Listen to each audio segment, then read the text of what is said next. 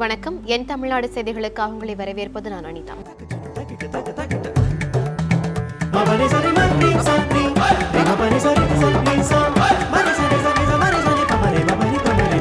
என் தமிழ்நாடு. பரபரப்பான அரசியல் சூழ்நிலையில் தமிழக அமைச்சரவை கூட்டம் நாளை முதல்வர் எடப்பாடி பழனிசாமி தலைமையில் நடைபெறுகிறது. தமிழக பட்ஜெட் கூட்டம் முடிவடைந்ததை தொடர்ந்து மானிய கோரிக்கை மீதான விவாதம் இந்த மாதத்தில் தொடங்க உள்ளது. இந்த நிலையில் தமிழக அமைச்சரவை கூட்டம் நாளை முதல்வர் எடப்பாடி பழனிசாமி தலைமையில் நடைபெறுகிறது. இதில் மானிய கோரிக்கை விவாதத்தின் போது இடம்பெறவுள்ள அம்சங்கள், விவசாயிகள் பிரச்சினை, வறட்சி மற்றும் உள்ளாட்சி தேர்தல் குறித்தும் விவாதிக்கப்பட உள்ளதாக தகவல்கள் கூறுகின்றன. ஆளும் கட்சியான அதிமுக இரு அணிகளாக பிரிந்துள்ள நிலையில் அந்த அணிகள் இணையுமா என்ற கேள்வி எழுந்துள்ள நிலையில் நாளை நடைபெறும் அமைச்சரவை கூட்டம் பெரும் எதிர்பார்ப்பை ஏற்படுத்தியுள்ளது. எடப்பாடி பழனிசாமி முதல்வராக பொறுப்பேற்ற பின்பு நடைபெறும் 3வது அமைச்சரவை கூட்டம் இது என்பது குறிப்பிடத்தக்கது. அதிமுக அம்மா அணியுடன் பேச்சுவார்த்தை நடத்த அமைக்கப்பட்ட குழுவை கலைக்க தங்கள் அணி முடிவெடுத்துள்ளதாக வெளியான தகவலை முன்னாள் அமைச்சர் பாண்டியராஜன் மறுத்துள்ளார். சென்னை கிரீன்வே சாலையில் உள்ள முன்னாள் முதல்வர் OPS இல்லத்தில் இன்று அவரது அணியின் ஆலோசனையில் ஈடுபட்டனர். வரும் மே 5ஆம் தேதி முதல் தமிழகம் முழுவதும் OPS சுற்றுப்பயணம் மேற்கொள்வது குறித்தும், ஜூன் 8 மற்றும் 9ஆம் தேதிகளில் எம்ஜிஆர் நூற்றாண்டு விழாவை கொண்டாடுவது பற்றியும் இந்த கூட்டத்தில் ஆலோசிக்கப்பட்டதாக கூறப்படுகிறது. பின்னர் செய்தியாளர்களை சந்தித்த பாண்டியராஜன் அதிமுக அணிகளை இணைப்பதற்கான நடவடிக்கை தொடரும் என்று தெரிவித்தார். அந்த முயற்சியை தங்கள் அணி புறக்கணிக்கவில்லை என்றும் அவர் விளக்கமளித்தார். பேச்சுவார்த்தைக்காக அமைக்கப்பட்டுள்ள குழுவை தங்கள் அணி கலைக்க உள்ளதாக கூறுவது பொய்யான தகவல் என்றும் பாண்டியராஜன் கூறினார். சாயந்தரம் மேதின நிகழ்ச்சியில பதில் தருவோம்.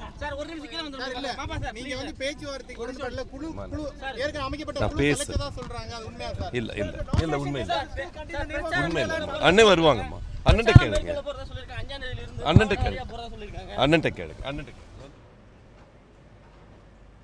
கொடநாடு எஸ்டேட் காவலாளி கொலை வழக்கில் மேலும் ஒருவரை நீலகிரி போலீசார் கைது செய்து விசாரணை நடத்தி வருகின்றனர்.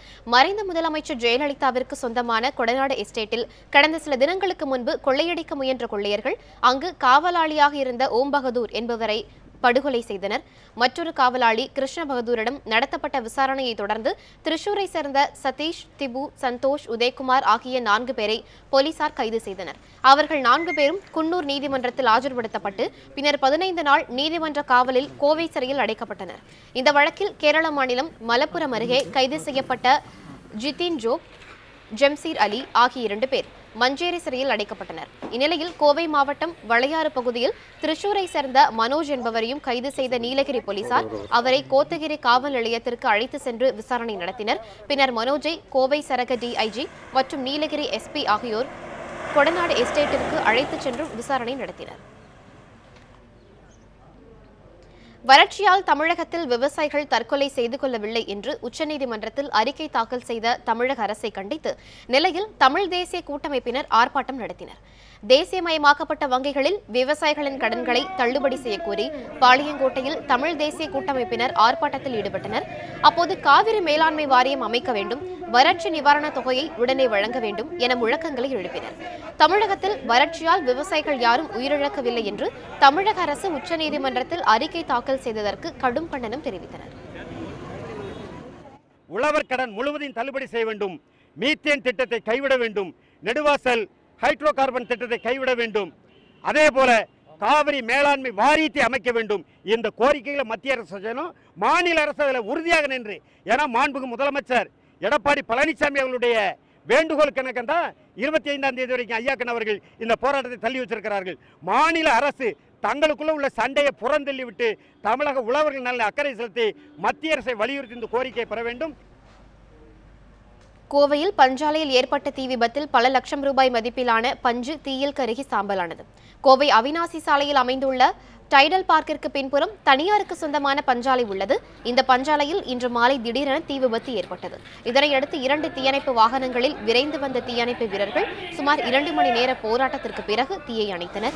தீ விபத்தில் 40 லட்சம் ரூபாய் மதிப்பிலான பஞ்சு தீயில் எரிந்து சேதமாகி உள்ளதாக தெரியவந்துள்ளது. பஞ்சாலையில் 50க்கும் மேற்பட்டவர்கள் வேலை பார்த்து வந்த நிலையில் இன்று மேதின விடுப்பு என்பதால் அனைவரும் விடுப்பில் சென்றிருந்தனர். அதனால் உயிர் சேதம் தவிர்க்கப்பட்டுள்ளதாக அதிகாரிகள் தெரிவித்தனர். முதற்கட்ட விசாரணையில் மின் கசிவு காரணமாக தீ விபத்து ஏற்பட்டுள்ளதாக காவல்துறையினர் தெரிவித்துள்ளனர். கோவையில் மத்திய அரசின் மானிய வீடு திட்டத்தில் பதிவு செய்ய ஆயிரக்கணக்கானோர் குவிந்த நிலையில் இ-சேவை மையம் மூடப்பட்டதால் ஆத்திரமடைந்த மக்கள் போராட்டத்தில் ஈடுபட்டனர். கோவை காக்கா சாவடி பகுதியில் மத்திய அரசின் இலவச மற்றும் மானிய வீடு திட்டத்திற்கு பதிவு செய்யும் இ-சேவை மையம் செயல்பட்டு வருகிறது. இத்திட்டத்தில் பதிவு செய்ய இன்று 1000க்கும் மேற்பட்டோர் இ-சேவை மையத்தில் குவிந்தனர். இருப்பினும் நாளொன்றுக்கு 50 பேருக்கு மட்டுமே பதிவு செய்யப்படும் என தெரிவிக்கப்பட்டதுடன் இ-சேவை மையமும் மூடப்பட்டது. இதனால் ஆத்திரமடைந்த 100க்கும் மேற்பட்டோர் அங்கு போராட்டத்தில் ஈடுபட்டனர். தகவல் அறிந்து விரைந்து சென்ற போலீசாரிடம் டோக்கன் பெற ஒருவரிடமும் 50 ரூபாய் வசூலிக்கப்பட்டதாக குற்றம் சாட்டினர். பின்னர் இ-சேவை மையத்தினர் மீது காவல் நிலையத்தில் புகார் அளித்துவிட்டு பொதுமக்கள் கலைந்து சென்றனர். வாக்குப்பதிவு இயந்திரங்களில் முறைகேடு நடக்க வாய்ப்பில்லை என தமிழக முன்னாள் தலைமை தேர்தல் அதிகாரி நரேஷ் குப்தா தெரிவித்துள்ளார். சென்னை தக்கர் பாபா பள்ளியில் காந்தியவாதி நிர்மலா தேஷ்பாண்டேவின் நினைவு தினம் கடைபிடிக்கப்பட்டது. இதில் கலந்து கொண்ட தமிழக முன்னாள் தலைமை தேர்தல் அதிகாரி நரேஷ் குப்தா நிர்மலா தேஷ்பாண்டேவின் சிலைக்கு மலர் தூவி அஞ்சலி செலுத்தினார். பின்னர் நியூஸ் 7 தமிழுக்கு பேட்டியளித்த அவர் வாக்குப்பதிவு இயந்திரத்தில் தவறு நடப்பதாக அரசியல் கட்சிகள் கூறுவது ஏற்புடையதல்ல என்று கூறினார். தேர்தலில் பணப்பட்டுவாடாவை தடுக்க புதிய சட்ட விதிகளை அரசிற்கு தேர்தல் ஆணையம் பரிந்துரைத்திருப்பதாகவும் நரேஷ் குப்தா தெரிவித்தார். யார் ஜெயிக்கிறாங்க இவிஎம் நல்லா இருக்குது சொல்லுவாங்க, யார் லூஸ் பண்ணுறாங்க இவிஎம் சரியில்லை மெஷின் சரியில்லை. மெஷினில் ஒன்றும் ப்ராப்ளம் இல்லை, அதை மேனிப்புலேட் பண்ண முடியாது, கரெக்டாக இருக்கும்.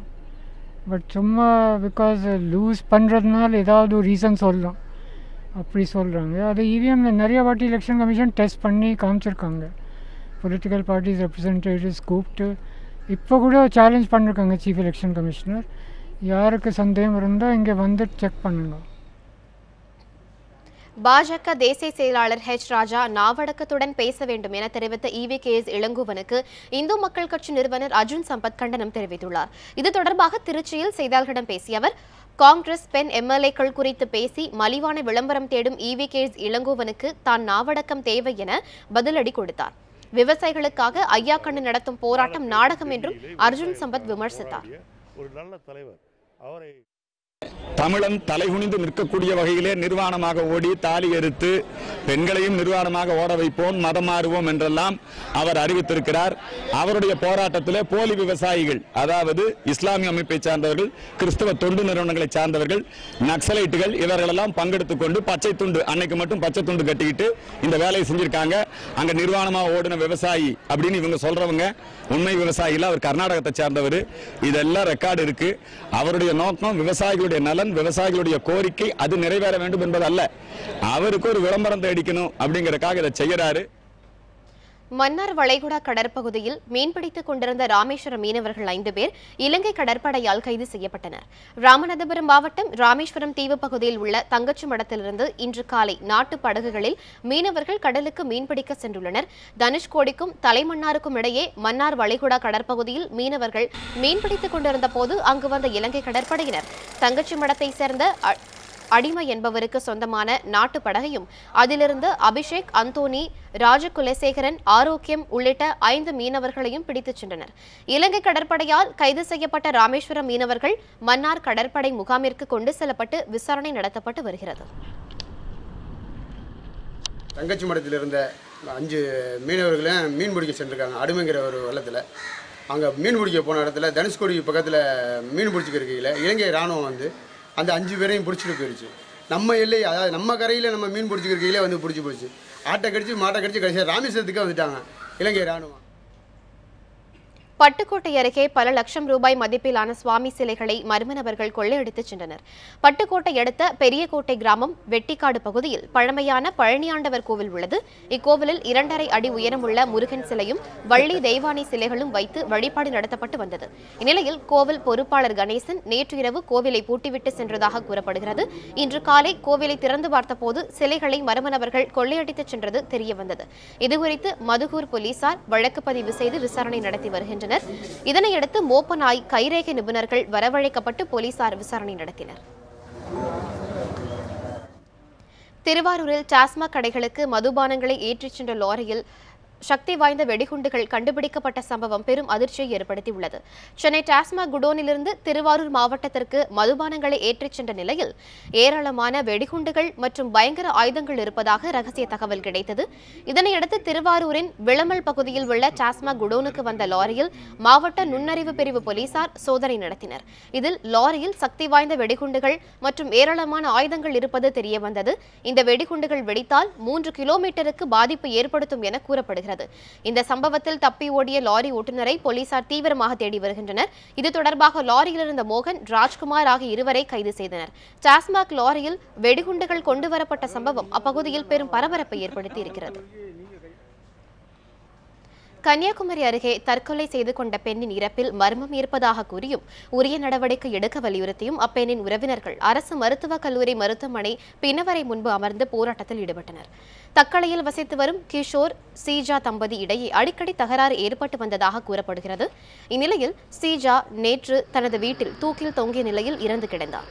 உடலை மீட்ட அக்கம் பக்கத்தினர் ஆசாரிப்பள்ளம் அரசு மருத்துவக் கல்லூரி மருத்துவமனைக்கு அனுப்பி வைத்தனர். தகவல் அறிந்த அப்பெண்ணின் உறவினர்கள் பிரேத பரிசோதனை செய்யப்பட்ட சீஜாவின் உடலை வாங்க மறுத்து மருத்துவமனை பிணவரையை முற்றுகையிட்டு போராட்டத்தில் ஈடுபட்டனர். கணவர் குடும்பத்தார் வரதட்சணை கேட்டு கொடுமைப்படுத்தி வந்ததாகவும், எனவே அவர்கள் மீது வழக்கு பதிவு செய்து விசாரணை நடத்த வேண்டும் என போராட்டத்தில் ஈடுபட்டவர்கள் கோரிக்கை விடுத்தனர். மனப்பூர்வமா கொண்டுதான் போட்டிருக்கான். இது கொன்னு கெட்டி தூக்கி இருக்கா. ஏன்னா காலு அந்த கட்டிலுக்கு இதுல தொட்டு தொடாமல் இருக்கு. இப்ப தூங்குனா இப்படி வராது இல்லையா? தமிழகத்தில் பணியிழந்த டாஸ்மாக் ஊழியர்களுக்கு அரசு மாற்றுப்பணி வழங்க வேண்டும் என காங்கிரஸ் மூத்த தலைவர் குமரி அனந்தன் தெரிவித்துள்ளார். சென்னை தக்கர் பாபா பள்ளியில் காந்தியவாதி நிர்மலா தேஷ்பாண்டேவின் நினைவு தினம் கடைபிடிக்கப்பட்டது. இதில் காங்கிரஸ் மூத்த தலைவர் குமரி அனந்தன் கலந்து கொண்டு பேசினார். பின்னர் செய்தியாளர்களிடம் பேசிய அவர், தொழிலாளர்கள் தினம் கொண்டாடப்படும் நிலையில் தமிழகத்தில் விவசாயிகள், மீனவர்கள், டாஸ்மாக் பணியாளர்கள் என பலரும் பாதிக்கப்பட்டுள்ளதாக கூறினார். மூடப்பட்ட டாஸ்மாக் கடைகளில் பணியாற்றிய பணியாளர்களுக்கு அரசு மாற்றுப்பணி வழங்க வேண்டும் என்றும் டாஸ்மாக் கடைகளை மீண்டும் திறக்கக்கூடாது என்றும் தெரிவித்தார். தமிழக அரசிலே ஏராளமான வேலை வாய்ப்புகள் இருக்கின்றன. அந்த வேலை வாய்ப்புகளை அவர்களுக்கு கொடுக்க வேண்டும். ஆனால் டாஸ்மாக் கடைகளை எந்த காரணத்தை கொண்டும் திறக்கக்கூடாது. ரொக்க பரிமாற்ற விவகாரத்தில் வங்கிகள் அனைத்தும் கந்து வட்டிக்காரர்களை போன்று செயல்படுவதாக தமிழ்நாடு வணிகர் சங்க பேரமைப்பு குற்றம் சாட்டியுள்ளது. தமிழ்நாடு வணிகர் சங்க பேரமைப்பு தலைவர் விக்ரமராஜா விழுப்புரத்தில் செய்தியாளர்களை சந்தித்தார். அப்போது சில்லறை வணிகத்தில் அந்நிய முதலீட்டை அனுமதிக்க மாட்டோம் என்று மத்திய, மாநில அரசுகள் தெரிவித்தும் ஆன்லைன் வர்த்தகம் மூலம் வணிகம் சுரண்டப்படுவதாகவும் தெரிவித்தார். இதனை கண்டித்து மே 5ஆம் தேதி தமிழகம் முழுவதும் வங்கி புறக்கணிப்பில் ஈடுபட உள்ளதாக கூறினார். இதற்கு பின்னரும் தீர்வு காணப்படவில்லை என்றால் தொடர்ந்து மக்களை திரட்டி வங்கி புறக்கணிப்பில் ஈடுபடுவோம் என்றும் தெரிவித்தார். GST மசோதா தொடர்பாக மத்திய நிதி அமைச்சரை சந்தித்து மனு அளிக்க உள்ளதாக கூறிய அவர், வரும் 5ஆம் தேதி நடைபெறும் வணிகர் சங்க மாநாடு திருப்புமுனை மாநாடாக அமையும் என்றும் தெரிவித்தார். ஒரு சேவை மனப்பான்மையோடு வங்கிகள் திறக்கப்பட்டது. ரொக்க பரிமாற்றம் இருக்கக்கூடாது என்பதை பாரத பிரதமர் அவர்கள் வலியுறுத்தி கொண்டிருக்கிறார்கள். ஆனால் வங்கிகள் எல்லாம் ஒரு காலகட்டத்தில் தொடங்கிய பொழுது ஒரு சேவை மனப்பான்மையோடு வங்கிகள் திறக்கப்பட்டது. ஆனால் இப்பொழுது ஒவ்வொரு வங்கிகளும் கந்து வட்டியை போன்று பணம் எண்ணுவதற்கு பணம், எடுப்பதற்கு பணம், போடுவதற்கு பணம், எல்லா வகையிலும் ஒரு கமர்ஷியலாக கந்து வட்டியை போல் செயல்படுவதை கண்டித்து மே 5ஆம் தேதி தமிழகம் முழுவதும் அன்று ஒரு நாள் வங்கி புறக்கணிப்பு தமிழகத்தினுடைய ஒட்டுமொத்த வணிகர்களும் பங்கேற்கிறார்கள். ஸ்ரீவில்லிபுத்தூர் அருகே 40 லட்சம் ரூபாய் செலவில் கட்டப்பட்டு வந்த போக்குவரத்து பணிமனை கிடப்பில் போடப்பட்டதால் சமூக விரோதிகளின் கூடாரமாக மாறி வருவதாக பொதுமக்கள் புகார் தெரிவித்துள்ளனர். விருதுநகர் மாவட்டம் வத்திராயிருப்பு பகுதியில் சுமார் 50,000க்கும் மேற்பட்ட மக்கள் வசித்து வருகின்றனர். இப்பகுதியை தனி வட்டமாக அறிவிக்க வேண்டும் என கோரிக்கை எழுந்த நிலையில் சுமார் 40 லட்சம் ரூபாய் மதிப்பில் போக்குவரத்து பணிமனை அமைக்கும் பணிகள் நடைபெற்றது. கட்டிடம் மற்றும் பாதைகள் அமைக்கும் பணி பாதி முடிவடைந்த நிலையில் கடந்த 6 மாதங்களாக கிடப்பில் போடப்பட்டுள்ளது. இதனால் இரவு நேரங்களில் சமூக விரோதிகளின் கூடாரமாக மாறி உள்ளதாக அப்பகுதி மக்கள் புகார் தெரிவிக்கின்றனர். மேலும் இங்குள்ள இரும்பு பொருட்களை மர்ம நபர்கள் திருடிச் செல்வதாகவும் சம்பந்தப்பட்ட அதிகாரிகள் உரிய நடவடிக்கை எடுக்க வேண்டும் என்றும் பொதுமக்கள் கோரிக்கை விடுத்துள்ளனர். இந்த போக்குவரத்து பணிமனை துவக்கப்பட்டால் வத்திராயிருப்பிலிருந்து நேரடியாக அந்த திருப்பூர், கோயம்புத்தூர் மற்றும் கன்னியாகுமரி போன்ற பெரிய தொலைதூரங்களில் உள்ள அத்துணை பகுதிகளுக்கும் பேருந்து வசதி கிடைக்கும் என்ற நோக்கத்தில் போடப்பட்ட திட்டம். ஆனால் நிதி பற்றாக்குறையாலே இந்த திட்டம் முடக்கப்பட்டு இன்னைக்கு வேலை துவக்கப்படாமல் நிறுத்தப்படுகிறது.